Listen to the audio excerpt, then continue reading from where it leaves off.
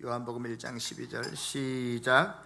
영접하는 자 곧 그 이름을 믿는 자들에게는 하나님의 자녀가 되는 권세를 주셨으니.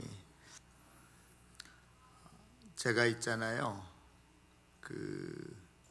작년에 스웨덴 공주 마들렌 공주가 결혼을 했었는데, 인터넷에 들어가서 그 공주의 결혼 화보를 쭉 봤어요.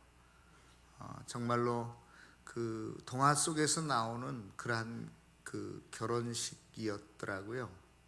아주 얼마나 공주가 예쁘고 꽃마차를 타고 가고 이러한 모습들을 쭉 보면서 정말로 참 아름답다 하는 생각을 했습니다. 또 유럽의 왕자 중에 한 사람인 영국의 윌리엄 왕자도 있었습니다. 그 사람도 아주 훈남형이기 때문에 그분이 결혼할 때도 전 세계가 60억 인구라면 20억이 그분의 결혼식을 TV를 통해서 보았다고 할 정도로 전 세계의 이목을 끌었었는데요.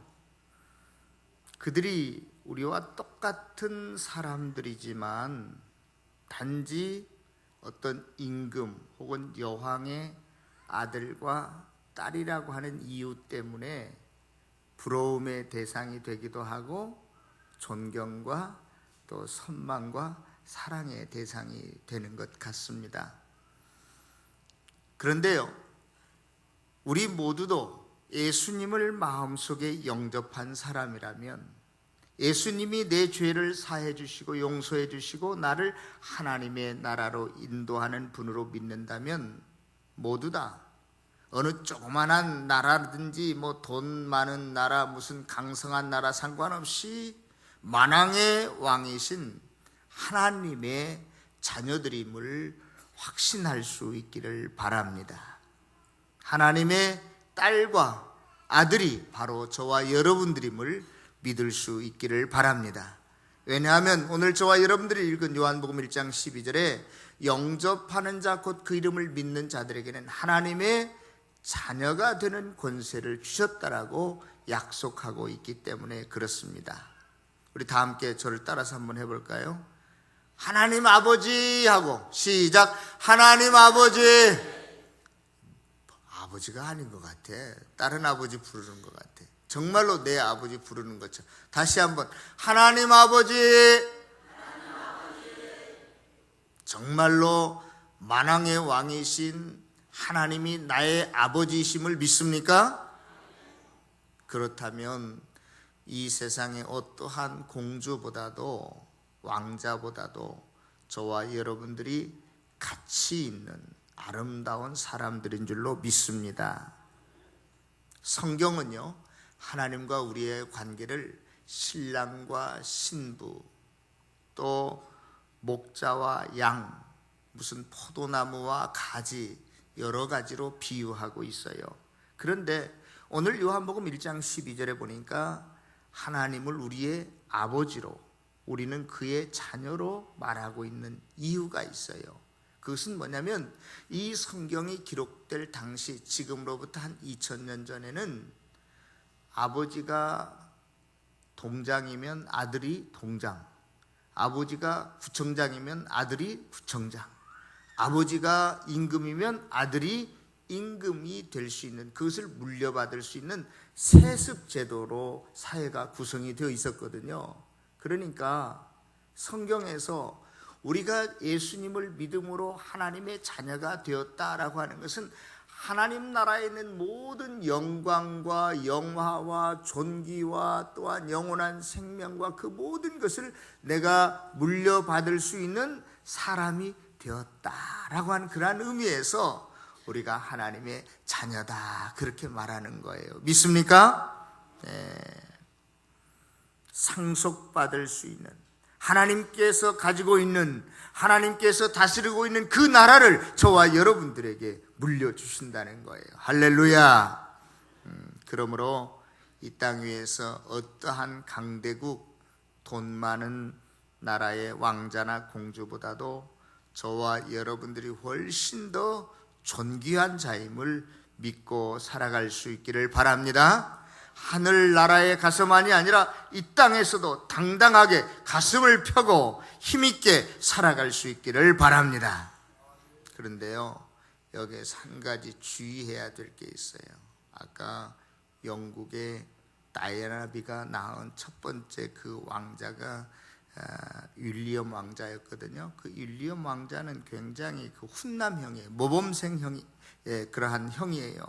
그래서 모든 사람들에게 이제 존경도 받고 사랑도 받는데, 그의 결혼식 때 특색 한 가지가 있었는데, 그게 뭐냐면 보통 신랑과 신부들이 결혼 서약을 할 때 내가 서로 사랑하고 존경하겠습니다, 부부의 정조를 잘 지키겠습니다라고, 지킨다라고 하는 단어를 쓰는데, 이 부부는요 결혼식 할 때 서로 사랑하고 존경하고 부부의 대의를, 또 서로의 말을 순종하겠습니다, 순종이라는 말을 써서 아주 유명해졌어요.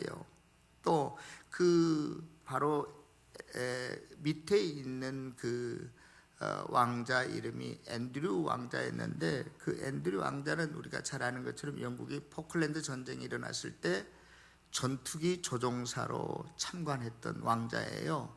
여러분, 전쟁에 참전한다는 것은 언제 죽을지 모르는 거거든요. 그래서 그 앤드류 왕자 때문에 오블리스 노블리제라고 하는 사회 지도층에 있는 사람들이 더 솔선수범해서 책임의식을 더 강하게 갖는다는 그러한 말이 한때는 강조되기도 했어요. 그런데요, 이 다이애나비가 낳은 이 윌리엄 왕자, 앤드류 왕자 말고 셋째 아들이 있는데, 이 헨리 왕자는요 아주 망난이에요. 청소년 때부터요 무슨 술집을 빌려가지고 친구들끼리 밤새 술을 마시지 않나, 뭐 5년 동안에 뭐 무슨 여자친구가 있었는데 뭐 헤어졌다, 아직 끝난 게 아니다, 구설수도 많고, 아주 그 왕자 중에서도 아주 이게 말썽꾸러기 왕자란 말이에요. 제가 왜 이 이야기를 드리냐면요, 우리 모두 다 하나님 나라의 왕자와 공주들인데, 문제는 뭐냐, 공주답게 살고 왕자답게 사는 게 중요하다 이 말이에요. 하나님의 자녀가 되었으면 자녀다운 품위를, 언행을 지켜야 되는데, 그렇지 못한 사람이 저를 비롯해서 우리들 중에 혹시 있을까 해서 말씀을 드립니다. 그러면 하나님의 자녀가 되는 것도 중요하지만 좋은 자녀가 되는 것도 중요하리라고 생각합니다. 그러면 좋은 자녀는 뭘까? 하나님의 좋은 자녀는 다 같이 따라서 해봅시다. 순종하는 사람이다. 요한복음 14장 21절에 이렇게 기록되어 있어요. 나의 계명을 가지고 지키는 자라야 나를 사랑하는 자니. 지킨다라고 하는 말은 하나님의 말씀을 순종한다는 것이거든요. 그러므로 하나님께 순종하는 사람이 하나님께서 보시기에 좋은 왕자요 공주인 줄로 믿습니다. 저와 여러분들이 꼭 말씀 순종하는 좋은 하나님의 자녀들 되어지시기를 바랍니다. 두 번째로, 우리는 하나님의 자녀이면서 또 동시에 우리의 육신의 아버지 어머니의 자녀이기도 합니다. 성경에 이렇게 분명히 말하고 있어요. 자녀들아, 주 안에서 너희 부모에게 순종하라, 그렇게 말하고 있어요. 여러분, 저와 여러분들을 낳아주신 엄마와 아빠가 계시는데 그분에게 어떻게 하라고요? 순종해라. 그것이 하나님의 계명이에요. 부모를 잘 공경해라. 이는 내가 이 땅에서 잘되고 장수하는 복을 얻는 비결이다. 그렇게 주님께서 저와 여러분들에게 약속했습니다. 여러분들 자녀들 중에 다 똑같이 사랑스럽지만 그래도 더 애착이 가는 이쁜 자녀가 있다면 부모의 말에 어떻게 하는 사람일까요? 순종하는 사람 아니겠어요? 성경을 보면 이 순종의 원리가요, 모든 사회 구조나 가정의 조직 속에서도 다 그것을 하나님께서 원하시는 것 같아요. 백성은 왕에게 어떻게 해야 된다고요? 순종해야 된다고, 순복해야 된다고요. 아내는 남편에게 어떻게 해야 된다고요? 순종해야 된다고요. 또 자녀는 부모에게 어떻게 해야 된다고요? 순종해야 된다. 그런데 이 순종이라는 말은요, 내 생각하고 내 방법하고 내 철학하고 같을 때 애쓰라고 하는 것은 그 동의해 주는 것이 순종이 아니에요. 내 생각과 내 방법이 달라도 남편의 말에 대해서 예스, 예, 그렇게 하겠습니다라고 하는 것이 뭐예요? 순종이라 이 말이죠. 여러분들은 다 동의하면서 살아가요. 은혜도요, 목사가 설교할 때도 나하고 생각이 목사가 같아야 은혜 받았다라고 하지, 나하고 틀린 말 하면 절대 은혜 받지 못합니다. 이건 순종이 아니에요. 여러분, 순종해야 된다라고 성경은 말합니다. 성도는 자기를 가르치는 목사에게 순종해야 된다. 특히 자녀들, 부모에게 어떻게 해야 된다고요? 순종해야 된다.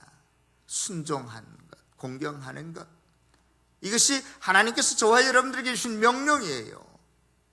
공경이라고 하는 것, 가치 없는 것을 가치 있는 것처럼 이렇게 존중하는 거예요. 우리 부모는 배우지도 못했습니다. 백발이 성성한 부모입니다. 그러나 내가 어떠한 부모의 말에도 예 하고 순종하는 것, 그것을 하나님께서 원하신다는 거예요. 너희들이 눈에 보이는 육신의 부모도 잘 순종하지 못하면서 공경하지 못하면서 눈에 보이지 아니하는 하나님 아버지를 어떻게 너희들이 공경한다고 사랑한다고 말할 수 있느냐? 여러분들 부모에게 잘 순종할 수 있기를 바랍니다. 부모에게 기쁨을 드리는 자녀들이 되어지기를 바랍니다. 오늘은 어린이 주일인데요, 특별히 우리가 어린이 주일을 맞이해서 하나님께서 우리에게 기업으로 상급으로 주신 우리의 자녀들을 잘 길러야 되는데, 그러면 어떤 부모가 좋은 부모일까?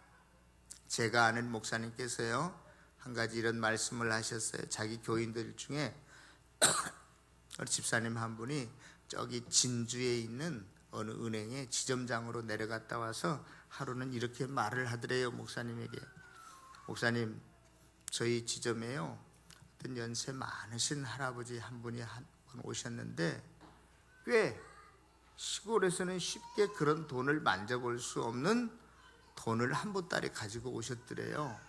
그래서 저금을 시작했다는 거예요. 그래서 지점장이 할 일이 없으니까 창구에 있는 직원들 뒤에 서성이다가 그걸 이제 본 거예요. 그런데 그 할아버지가 안 가시고 있는 거예요. 입금을 다 했는데. 그래서 지점장이 뭐 창구에 있는 직원이야 자기 일이 다 끝났으니까. 그런데 지점장이 계속 이렇게 창구 앞을 뒤를 서성거리는데 그 할아버지가 입금을 했으면 이제 가셔야 되잖아요. 그런데 그냥 그대로 계속 앉아 있는 것이고. 그래서 지점장이 나가가지고 할아버지 아직도 뭐 할 일이 남으셨나요? 그랬더니 아니 다 끝났어. 그런데 왜 집에를 안 가시나요? 물어봤더니 차비가 없어서 못 간다는 거예요, 할아버지가. 그래서 아니 왜 차비가 없습니까? 다 입금을 해버려가지고 차비가 없다는 거예요. 그래서 지점장이 그냥 자기 호주머니에서 빼서 10,000원짜리 하나를 드리면서 이거 가지고 집에 가세요 하고 드렸다는 거예요. 근데요, 이 할아버지가 그 다음 달에 또 와서 꽤 많은 돈을 또 저금하러 오신 거예요. 또 안 가고 앉아 계시더래. 그래서 할아버지 왜 안 가세요? 저금을 다 해가지고 집에 갈 차비가 없다는 거예요. 그래서 또 10,000원을 드렸대요. 그런데 계속 한 달에 한 번씩 와서 거금을 입금하시는데, 한 번은 이렇게 보면서 계속 눈치를 살폈대. 저 할아버지가 이번에 또 나한테 차비를 달라고 그럴까 말라고 그럴까, 안 본 척하고 다른 일 하는 척하고. 근데 장장 거기 앉으셔가지고 3시간을 기다리시더래. 그래가지고 이 집사님이, 지점장 집사님이 자기가 도리어 답답해가지고 또 나가서 할아버지 차비 없으세요? 예, 그러시더래. 그래서 또 1,000원짜리를 줬다는 거예요. 그래서 그 할아버지는 계속적으로 그 뒤로 자기가 1,000원씩을 드린다는 거예요. 저금하러 오는데 1,000원을 안 남기고 다 해버리니까. 그래서 그런 할아버지가 계시는데요, 얼마 있다가 부고장이 왔더래. 지점장 앞으로 보니까 할아버지 자기가 어느 정도 예금한 것도 다 지점장이니까 알 거 아니겠어요? 그런데 자기 앞으로 부고장이 왔더래요. 그래서 큰 고객 중에 한 사람이니까 안 갈 수가 없어서 자기가 은행 대표로 그 부고장을 받고 초상집에 갔는데 거기서 5형제가 있었는데 서로 싸우더래. 뭐 갖고 싸워? 재산 가지고 싸우더래. 그래서 집사님 생각에 그랬다는 거예요. 참, 그 영정을 보면서 저 할아버지는 참 불쌍한 할아버지였구나. 또 자식들도 참 불행한 자식들이구나. 그런 생각을 하게 됐다는 거예요. 성도 여러분, 어쩌면 저와 여러분들도 부모지만 그 할아버지처럼 살아가고 있지는 않는지 하는 생각이 듭니다. 우리가 못 먹고 못 입고 자식에게 올인하고 있는데요, 또 우리가 이 할아버지처럼 뭔가 자식에게 물려주려고 안 먹고 안 쓰고 쌓아놓는 거 있는데요, 그것 때문에 자식이 망할 수도 있다라고 하는 것 우리 정신 차려야 할 줄로 압니다. 여러분, 그러면 좋은 부모는 뭐가 좋은 부모일까요? 성경에 보니까 너희들이 이 세상에 뭘 다른 걸 남겨주려고 하지 말고 무엇보다도 신앙의 유산을 남겨주는 것이 가장 좋은 부모라고 말합니다. 믿습니까? 우리가 일반적으로 그렇게 말하죠. 자식들은, 자녀들은 부모의 말로 배우는 게 아니라 뒷모습, 행동을 보고 배운다 그래요. 행동으로 가르치는 부모가 되어지는 저와 여러분들 되어지시기를 바랍니다. 그러면 무엇을 좀 더 구체적으로 우리가 자녀들에게 가르쳐야 될까요? 무엇을 가르쳐야 될까요? 신명기 6장에 보면 너는 말씀을 너희 자녀들에게 부지런히 가르치며 앉아 있을 때든지 길에 갈 때든지 누워 있을 때든지 일어날 때든지 말씀을 강론하며 미간에 붙여서 표를 삼고 문설주와 바깥문에 기록할지니라. 저와 여러분들이 가르칠 수 있는 것은 무엇이냐? 하나님의 말씀을 가르쳐야 돼요. 말씀을. 어저께도 우리 장로님들이 오늘 유아 세례를 받는 부모님들에게 그것을 주지시키는 걸 제가 옆에서 보고 얼마나 마음에 흐뭇했는지 모릅니다. 이 세상을 살아가는 인생의 목표와 진리가 다 어디에 들어있느냐? 이 말씀 속에 들어있어요. 우리가 날마다 짓는 죄를 어떻게 해결하고 어떻게 우리가 주 안에서 바로 서며 하나님이 원하시는 삶을 살 수 있을까? 모든 인간의 살아가는 방법과 가치와 기준과 최고의 절대 권위가 되는 게 뭐냐? 하나님의 말씀이에요. 말씀에서 생명이 나오는 줄로 믿습니다. 사랑하는 성도 여러분, 그러므로 아이 때부터 우리의 오늘 다 여러 명이 유아 세례를 받았는데 하나님의 말씀으로 여러분들 자녀들을 양육해 갈 수 있기를 바랍니다. 신명기 28장에서 이렇게 기록하고 있어요. 이제 모세가 모든 자기의 생애를 이제 마감할 때에 온 이스라엘 백성을 놓아놓고 이렇게 설교하고 있습니다. 여호와의 말씀을 듣고 지켜 행하면 여호와께서 너를 세계 모든 민족 위에 뛰어나게 하실 것이며 여호와의 말씀을 청정하면, 다시 말해서 순종하면 이 모든 복을 너에게 임하게 될 터인데 성읍에서도 복을 받고 들에서도 복을 받고 너희들이 도시에 살아도 복을 받고 시골에 가서 살아도 복을 받고 그런 뜻이에요. 내 몸에서 난 자녀와 토지의 소산과 내 짐승의 새끼가 복을 받을 것이며 내 광주리와 떡반죽 그릇이 복을 받을 것이며 네가 들어가도 복을 받고 나가도 복을 받으리라. 할렐루야. 그러나 정반대로 네가 말씀을 지켜 행하지 아니하면 이와 같은 저주가 너희에게 임할 터인데, 말씀 순종하지 아니하면 성읍에서도 저주를 받고 너희들이 들에서도 저주를 받고 광주리와 떡반죽 그릇도 저주를 받고 내 몸의 소생과 토지의 소산과 짐승의 새끼도 저주를 받고 너희들이 들어가도 저주를 받고 나가도 저주를 받으리라. 뭐가 이렇게 크게 우리를 갈리게 하는 삶을 살게 합니까?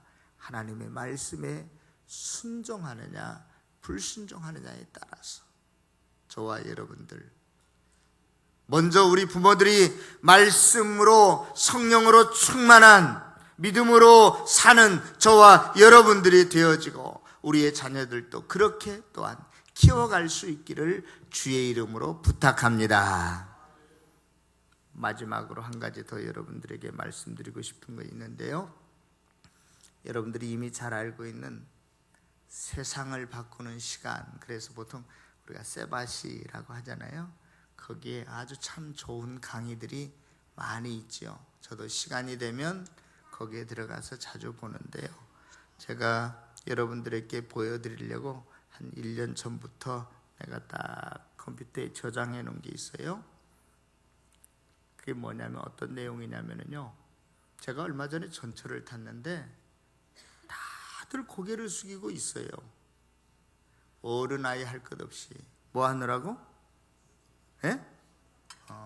스마트폰인지 뭔지 몰라 이거 하느라고 정신이 없어요. 조용하더라고요. 난 처음에 이분들이 책을 보나 그랬어요. 그때 나도 멀쭉하게 서 있다가 아무것도 할 수 없으니까 나도 이걸 꺼내가지고 나도 똑같이 했다고요. 예? 요즘 어른아이 할 것 없이 다 스마트폰에 포로가 되어 있는 것 같아요. 우리가 뭐의 포로가 되어야 되는데, 하나님의 말씀에 성령의 포로가 되어야 되는데 다 스마트폰의 포로가 되어 있는 것 같아요. 부모들이요, 금방 이 세례받은 이런 애들한테도 스마트폰을 갖다가 안겨주더라고요. 돌쟁이들한테도 징징대면 스마트폰을 갖다 줘요. 그러면은 걔들이 금방 또 끝이더라고. 그렇게 부산하고 산만한 아이들도요, 스마트폰만 잡으면 정신이 없어요, 여기. 예? 그래서 어떤 부모는요, 이 스마트폰이 무슨 집중력을 길러줘서 나중에 공부하는데 도움이 되겠다, 그렇게 생각하는 사람도 있어요. 여러분, 스마트폰뿐만이 아니라 TV를 보거나 인터넷 게임을 하거나 PC방에 가는 것은요, 우리 아이들에게 얼마나 큰 해악을 끼치는 것인지 몰라요. 그래서 이 시간에 여러분들이 좋은 부모가 되는 것 중에 하나가는 뭐냐? 그거 아이들한테 주지 않는 것이거든요. 그래서 이 시간에 제가 말하는 것보다도 왜 우리들이 그 다들 쓰는 것을 주면 안 되는가 하는 것을 제가 여러분들의 동영상을 보여드리려고 합니다. 이게 개인의 가정의 사회적인 큰 문제가 되고 있어요. 그래서 오늘 동영상을 보면서 이 스마트폰을 아이들한테 뺏어야 돼요. 이거 안겨주면 우리의 뇌가, 우리의 인생이 잘못될 수 있기 때문에 그렇습니다. 우리 다 같이 이 시간에 한번 동영상을 보도록 하겠습니다.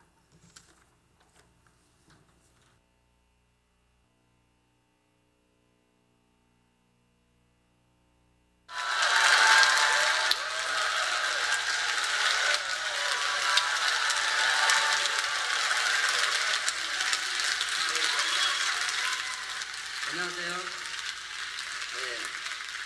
놀이미디어 교육센터 권장희 소장입니다. 저는 오늘 사주면 사주는 순간부터 후회하고 안 사주면 사줄 때까지 시달리고 들고 끼는 스마트폰. 오늘날 우리 부모님들에게 가장 골칫거리인 이 스마트폰에 대한 솔루션을 이야기하려고 나왔습니다. 스마트폰이 우리 아이들의 미래를 결정한다. 이야기를 시작해 보겠습니다. 우리가 사람이 먼저 뭔가를 이렇게 보고 있으면 그 사물을 인식하는 시신경은 뇌의 뒤쪽으로 연결이 되어 있다고 합니다. 그래서 아이들이 TV나 컴퓨터나 스마트폰을 보고 있으면 일단 뇌의 뒤쪽에서 자극이 생긴다는 뜻이죠. 뒤에서 자극이 생기면 이 자극과 정보를 다시 앞쪽으로 넘겨줍니다. 그래서 앞에 있다 그래서 전두엽, 많이 들어보셨죠? 이 전두엽은 생각하고 판단하는 기능을 하는 장소입니다. 자, 우리 아이가 이제 컴퓨터나 스마트폰 앞에 앉아서 게임을 한다고 한번 생각해 보시죠. 화면에 내가 키보드나 마우스를 막 누를 때 왔다 갔다 하는 나의 캐릭터가 나타납니다. 그것이 눈을 통해서 시신경을 지나 뒤쪽에 찍힌다는 것입니다. 내가 나타났으니까 화면 반대편에는 내가 상대해야 될 상대방 몬스터나 캐릭터가 또 나타나겠죠. 그것도 눈을 통해서 시신경을 지나 뒤쪽에 찍히는 거예요. 그럼 이 정보를 다시 이제 앞쪽으로 보내줍니다. 이 정보가 왔으니까 앞쪽에서 이제 뭐 하죠? 생각한다 그랬죠. 앉아서 이제 생각을 합니다.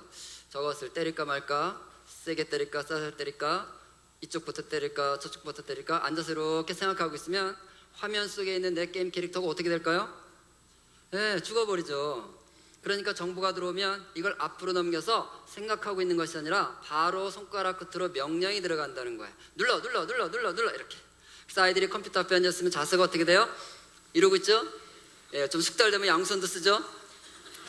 이러고 있을 때는 여기에 자극이 없다는 것입니다. 한번 실제로 그런지 확인 한번 해보겠습니다. 128개 전극에 연결된 장치를 해서 게임을 할 때 뇌를 한번 찍어봤습니다. 그랬더니요, 지금 보시는 것처럼 이쪽이 전두엽인데 작동이 되지 않는 것을 확인할 수 있습니다. 드라마를 봐도 큰 차이가 없다 그래요. 자, 드라마 한번 볼까요? 김수현이 나타났네요. 무슨 소리 하는데 내가 못 알아들었어요? 저 상황에서 왜 저 말했을까? 왜 저 말했을까? 생각하고 있으면 내 생각 끝날 때까지 화면이 멈춰서 나를 기다리고 있나요? 예, 화면 어떻게 됐어요? 지나가 버렸어요. 열심히 쫓아가다 보면 여기는 바쁘지만 앞쪽에서는 자극이 없다는 것입니다. 반면 책을 읽을 때는 어떨까요?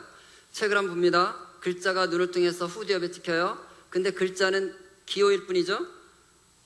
여러분이 러시아 글자로 된 책을 넘겨볼까요? 책장 넘길수록 생각 깊어지세요? 막 눈물도 나고 그러세요? 네, 글자는 여기서 인식되는 게 중요한 것이 아니라 전두엽으로 보내져서 단어와 문장과 맥락과 구조와 이게 돌아가야 그 책을 읽은 게 되는 것이죠. 그래서 책을 읽을 때 또 뇌 사진을 찍어봤더니 여러분 보시기에 왼쪽에 오른쪽 부분에 전두엽이 계속해서 자극이 있어요, 없어요? 계속 자극이 돌아가는 것을 확인할 수가 있습니다. 그래서 이 연구를 한 세계적으로 아주 유명한 모리 악교 교수라는 분은 이런 연구의 결론을 이렇게 내렸습니다. 대략 일주일에 3일, 하루 1시간 이상 초등학교 1학년 때부터 6학년 때까지 한다면 중학교에 가서 깊이 생각하는 것이 불가능합니다.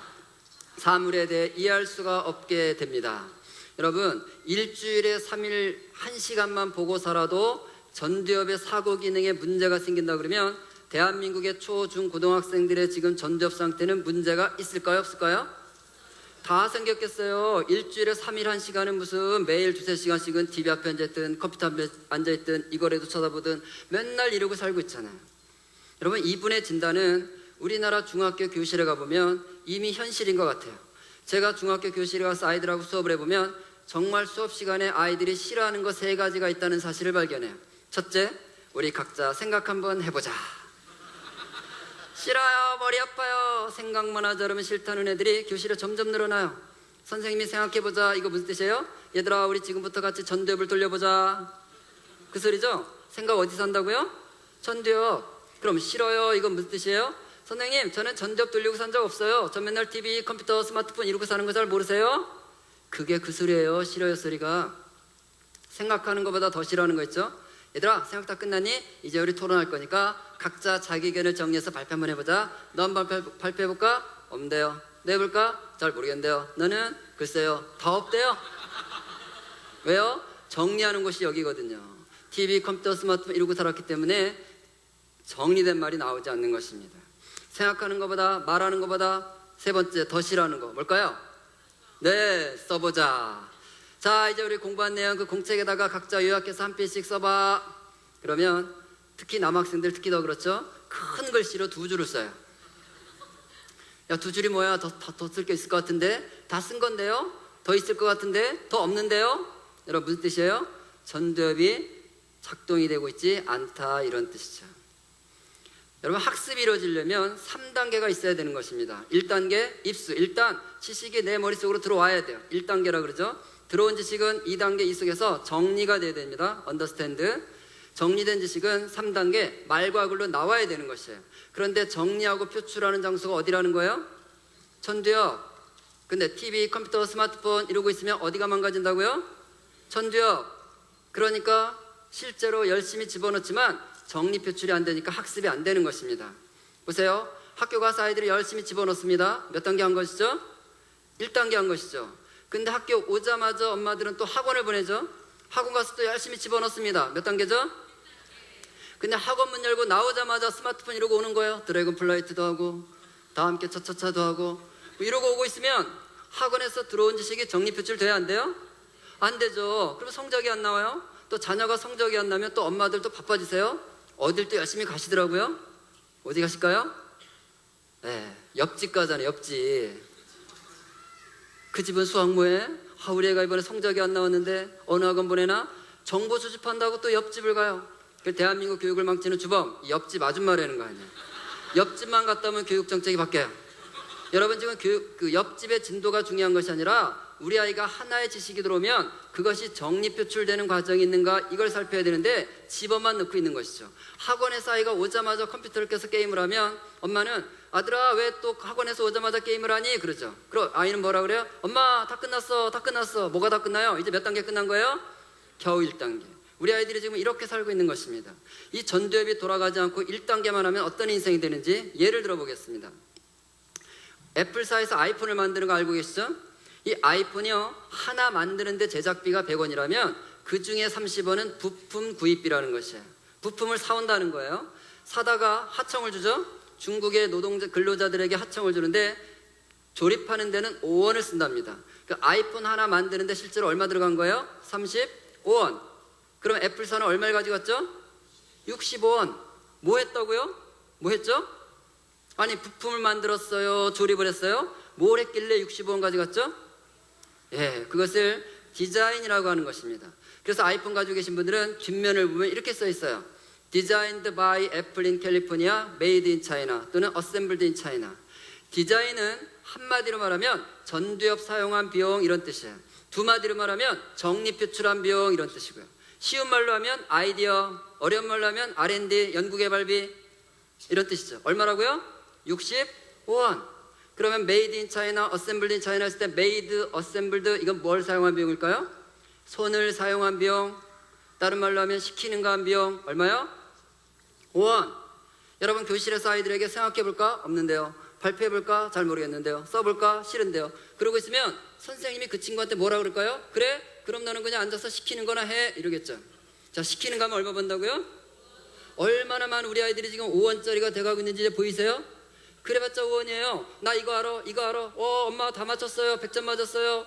아유, 장하다, 우리 아들 스카이 대학도 가겠구나. 여러분, 스카이 대학 나서 뭐 할 건데, 남의 지식 가지고? 옛날에는 아는 것이 힘이다, 이런 말이 있었죠. 남이 알고 있는 거 흉내내도 내가 먹고 살았으니까. 오늘날은 남이 알고 있는 거 흉내내면 저작권법 위반. 여러분, 남의 지식으로 사는 것이 아니라 정리표출을 돼서 창의적인, 창조적인 내 생각이 돌아가야 되는데 아이들이 지금 그게 안 되고 있다는 것입니다. 여러분, 실리콘밸리에 가면 발도로프 초등학교라는 초등학교가 있어요. 이 초등학교는 1년 등록금이 2천만 원도 넘고요. 이 학교에 자녀를 보내는 부모들의 70%가 구글, 애플, 마이크로소프트 3사 직원이라는 것이에요. 그런데 이 학교에는요, 그 학교 아이들의 90%가 구글 검색으로 숙제를 해본 적이 없대요. 검색을 하지 않는데요. 우리 생각에, 아니, 실리콘밸리에 있고 등록금도 2천만 원도 넘고 부모들이 다 첨단 스마트 기기를 만들면 그 학교에는 아마 첨단 스마트 기기로 도배가 됐을 것 같은데 검색도 안 한다는 거예요. 이상하죠? 자기들은 스마트 기기를 만들어서 우리 아이들 손에 다 앵겨놓고는 자기 자녀들은 검색도 못하게 해요. 왜일까요? 그들이 아는 거예요. 자기들이 디자인한 것을 시켜서 일하는 중국 사람들이 5원을 벌고 있는 걸 아는 거예요. 그래서 자기 자녀가 어른 됐을 때 누군가가 디자인한 것을 시켜서 일하는 5원짜리가 되길 원치 않는 거죠. 여러분, 생각해 보세요. 검색창에다가 우리가 궁금한 걸 쳐보세요. 엔터키 치면 답은 바로 떠요, 안 떠요? 뜨죠? 이거 내 거예요, 남의 거예요? 누군가가 정리표출했기 때문에 내 검색창에 들어온 것이죠. 검색은 학습이 아닙니다. 사색이 되어야 학습인 거예요. 사색은 뭐예요? 지금까지 제가 설명드린 정리표출, 전두엽이 활동을 하는 것이죠. 실제로 거기에 대한 사례가 있습니다. 고등학교 가서 한 그룹은 인터넷으로 자료를 검색해서 프린터 출력을 해서 숙제를 내게 하고, 한 그룹은 관련 책을 찾아서 손으로 써서 숙제를 내게 한 다음에 그 아이들에게 과제를 기억하는 정도를 한번 확인해 봤습니다. 그런데요, 인터넷으로 숙제를 한 친구들이 이렇게 말을 해요. 그냥 마음에 드는 거 하나 골라가지고요, 드래그해서 복사하기 누르고 잘라 붙여서 프린트키 누르면 출력 쫙 되고요. 진짜 편해요. 이렇게 말을 해요. 편하고 쉽고 빨라요. 맞죠? 그런데요, 과제를 그 아이들이 낸 걸 가지고 질문해 봤더니 과제를 기억하는 정도가 12%였어요. 학습이 됐어요? 안 됐어요? 학습이 이루어지지 않았어요. 그러면 인터넷으로 숙제를 한 친구들은 뭘 한 거죠? 손가락 놀이 한 거네요. 손가락 놀이. 그러면 책을 읽은 친구들은 어떨까요? 여러분, 책을 읽고 있으면 이제 어디가 돌아간다 그랬죠? 전두엽 열심히 돌려야 됩니다. 읽은 책을 그대로 숙제로 낼 수 없으니까 이거 어떻게 해야 되죠? 요약해야죠. 요약 정리. 정리해야죠. 정리한 걸 또 글로 쓰려고 해보세요. 여러분 선생님들 기한이라도 하나 뭐 쓰고 가정통신문 하나 쓰려고 해보면 썼다 줬다 하게 돼요? 안 하게 돼요? 하게 되죠. 여러분, 쓴다는 것은 가장 고도의 사고활동을 말하는 것입니다. 그래서 항상 아이들의 학습의 결론은 쓰는 것으로 돼야 되는 것이에요. 그런데 아이들이 쓰는 거 싫어한다고 프로젝션 TV에다가 딱 오늘 공부한 거 요약해서 딱 비춰주고 봐라. 여러분, 보라는 학습이 아닙니다. 그건 그냥 보고 마는 거예요. 그런데 그것을 아이들에게 네가 요약해서 정리한 것들을 써봐라. 여기까지 가야 되는 것이죠. 그래서 어쨌든 썼어요. 써서 숙제를 냈습니다. 이 아이들에게 과제 기억하는 정도를 확인해 봤더니요, 75%. 학습이 이루어졌죠? 여러분, 이게 사고 기능이 돌아가야 학습이 이루어지는 것입니다. 그런데 지금 아이들이 그것이 안 되고 있는 것입니다. 여러분, 스마트 기기 편해요, 쉬워요, 빨라요. 맞아요. 그런데 여러분, 우리 옛말에 이런 말이 있습니다. 저를 한번 따라해 볼까요? 남의 힘을 빌리면 내 힘은 약해진다. 우리가 스마트폰에다가 전화번호를 입력시키고 났더니 내 머릿속에 전화번호 남아있어요? 다 사라졌어요. 남의 힘을 빌려서 편하긴 한데 내 힘이 약해지는 것이죠. 그래도 여러분들은 스마트폰 여기다 전화번호 입력하고 사세요. 편하게. 왜? 여러분 인생 어차피 끝났으니까 그냥 편하게 사서 살아도 됩니다. 그런데 우리 자녀들, 우리 아이들은 10대만 살고 죽을 인생들이 아니죠. 여러분, 이 아이들은 20대, 30대, 40대, 50대를 위해서 자기 힘을 키워야 될 아이들이에요. 자기 힘을 키워야 될 나이에 왜 자꾸 편한 걸 주려고 그러세요? 쉬운 방법을 주려고 그러세요? 그것은 속는 것입니다. 그것은 옳지 않은 것입니다. 여러분, 발도르프 교육은 편한 걸 하라가 아니라, 쉽고 편한 걸 하라가 아니라 네 힘을 키워라 이거예요. 여러분, 교육의 교자는 가르칠 교자를 써요. 육자는 기를 육자를 쓰죠. 키우는 것이 교육입니다. 힘을 키우는 게 교육이지 편하게 만드는 게 교육이 아니에요. 우리 자녀들이 지금 디자인을 할 수 있도록 힘을 키우기 위해서 우리가 지금 뭘 선택해야 되는지를 생각해야 되는 것입니다. 저도 스마트폰 써요. 그러나 편해요. 좋아요. 그런데 저희 집에도 중3 딸이 있습니다. 제가 중3 딸한테 가서 야, 아빠가 이거 써보니까 진짜 편해. 너도 하나 써라. 제가 줄까 안 줄까요? 저는 절대 주지 않습니다. 저희 아이는 중3이라도 피처폰 쓰고 있어요. 월정에 16,500원짜리 알 금방 떨어지는 거. 그거 써요. 왜? 불편하죠? 왜? 우리 아이는 디자인을 해야 되기 때문에, 힘을 키워야 되기 때문에 피처폰을 쓰는 것입니다. 여러분, 날카로운 조각칼을 숙련된 조각가가 들고 있으면 우리는 기대하며 보죠. 와, 오늘은 또 저 손끝에서 어떤 작품을 만들어낼까. 그런데 3살짜리가 날카로운 조각칼을 손에 들고 씩 웃고 있어 보세요. 기대가 되세요? 무섭죠? 그게 제 심정이에요. 대한민국 초, 중, 고등학생들이 스마트폰 이러고 다니는 걸 보면 저는 정말 무서운 거예요. 다 5원짜리예요. 교실에 가보면 다 5원짜리예요. 여러분, 제가 교실에 가서 정말 마음이 아픈 것 중에 하나는 아이들이 의욕이 없어요. 뭔가 해보려는 마음이 없어요. 왜? 스마트폰 이러고 있으면서 그것이 다 사라지고 있다는 것을 말하는 것입니다. 그래서 제가 여러분에게 마지막으로 제안드리고 싶습니다. 저와 여러분, 여기 오신 여러분들과 또 이 방송을 인터넷으로나 영상으로 보실 분들에게 제안하는데, 정말 우리 자녀가 대학에 갈 때까지는 내 목에 칼이 들어와도 내가 피처폰을 쓰게 해서 디자인하는 아이로 대학까지는 보내겠다. 결단하는 부모가 되기를 원합니다. 저는요, 이렇게 결단하고 자녀를 키울 100만 부모 클럽을 만들어 보려고 그래요. 여러분, 가입하십시오. 네, 이 방송 보시는 분들 다 가입하세요. 그리고 하나 더, 정말 나는 대학 갈 때까지 내가 피처폰으로 대학 갈 때까지 스스로 디자인하는 삶을 살겠다. 결단하는 100만 청소년도 모아보려고 그래요. 우리 자녀들이 100만 청소년 클럽에 가입하도록 여러분들이 도와주시고 함께 디자인하는 미래를 준비하는 우리 자녀 세대들을, 다음 세대들을 같이 한번 키워봤으면 좋겠습니다. 감사합니다.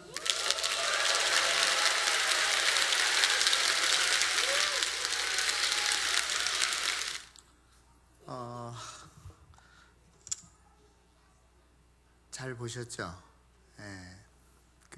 여러분들이 얼마나 우리가 쓰고 있는 이 스마트폰이 우리 정신세계를 망가뜨리는지, 여러분들이 나는 목사님 이제 다 컸는데요. 다 컸는 게 아니죠. 대학생들도 마찬가지예요. 대학생들도 마찬가지. 그래서 정말로 우리 아이들을 믿음으로, 또 세상의 여러 가지 혼란한 가치관과 또 해악으로부터 잘 지켜내는 좋은 부모들 되어지기를 다시 한번 부탁을 드립니다. 기도하겠습니다.